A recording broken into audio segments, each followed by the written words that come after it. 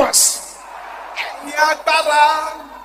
Paying money to evil shrine. To attack me.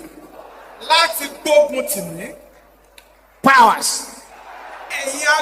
Paying money to evil shrine. To attack me. Roma than death. In the name of Jesus. Yes.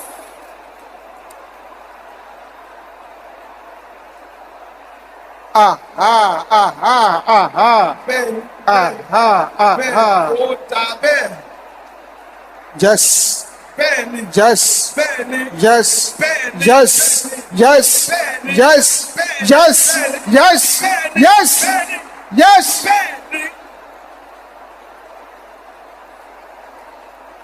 In Jesus' name we pray. Say, chains of darkness. Hiding my favor. Break! In the name of Jesus. Break that chain.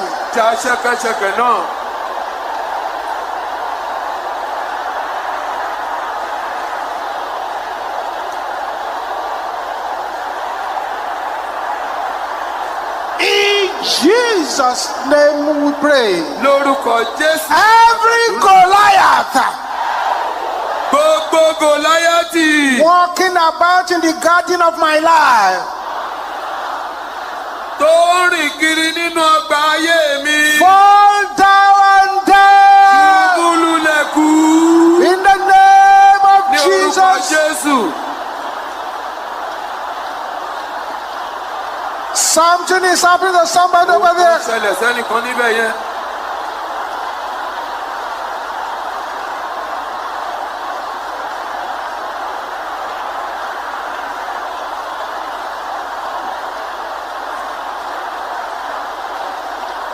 In Jesus' name we pray. You this person over there, they categorically said you will die. But I speak in the name of the Lord that those who say you will die, they shall die in your place.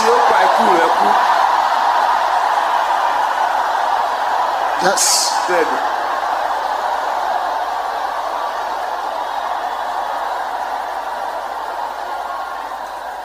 And every arrow of death that has already unconsciously entered into your life, the one in the heart, the one in the chest, the one in the lungs, they must go back to the senders in the name of Jesus.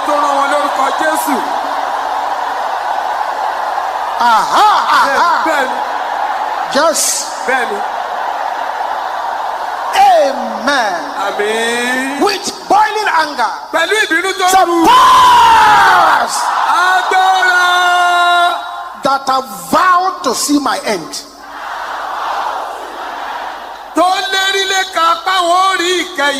expire in the name of Jesus. Somebody's breaking through over there.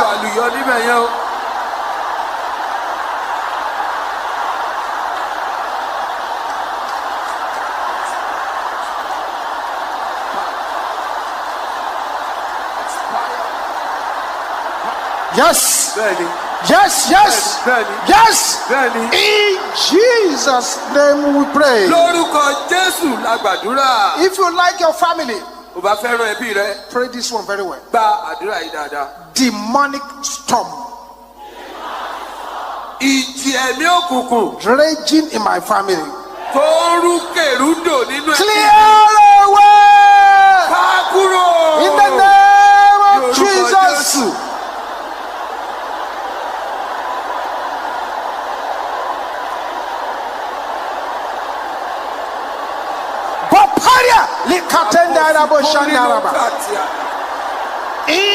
Jesus' name we pray. Lórúkọ Jésù la gbàdúrà. The power Agbára of struggling without results. Ti ṣíṣakitiyan láìrí èsì. In the name of Jesus. Lórúkọ Jésù.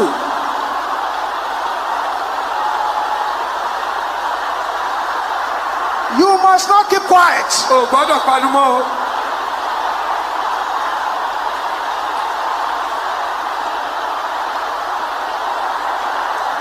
You cannot afford to keep quiet. O lè panu mọ́.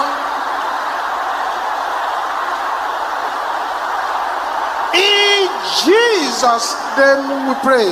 Lórúkọ Jésù la gbàdúrà. Very good. Ó dáa báyẹn. Very, very good. Ó dára púpọ̀ púpọ̀. Any power, every witchcraft embargo placed on my moving forward.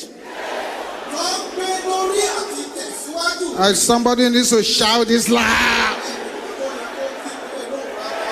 Scatter! In the name of Jesus.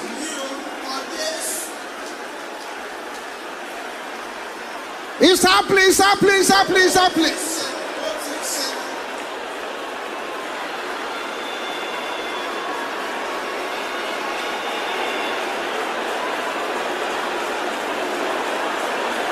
Thank you, Jesus. In Jesus' name we pray. There are 3 sisters and 3 brothers. If they will pray this next prayer with anger, they will see a positive change. Powers that are vowed to die, instead of seeing my greatness, can your voice be loud?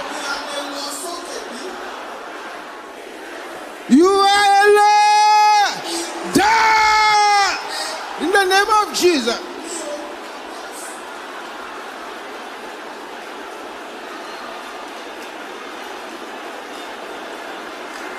Continue, continue, continue.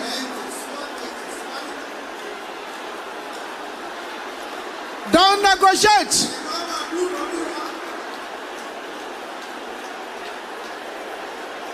In Jesus' name we pray. One of the most dangerous prayer points of the psalmist. Say, oh Lord, say, contend against those that contend against me. You will now shout this loud and clear. Where is the Lord God of Elijah? Arise! Fight against those fighting me. In the name of Jesus. This is a serious matter.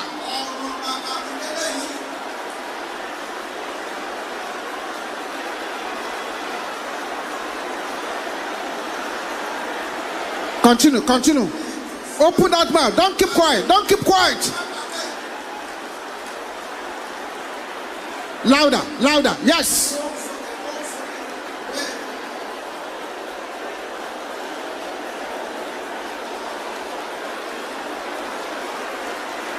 In Jesus' name we pray.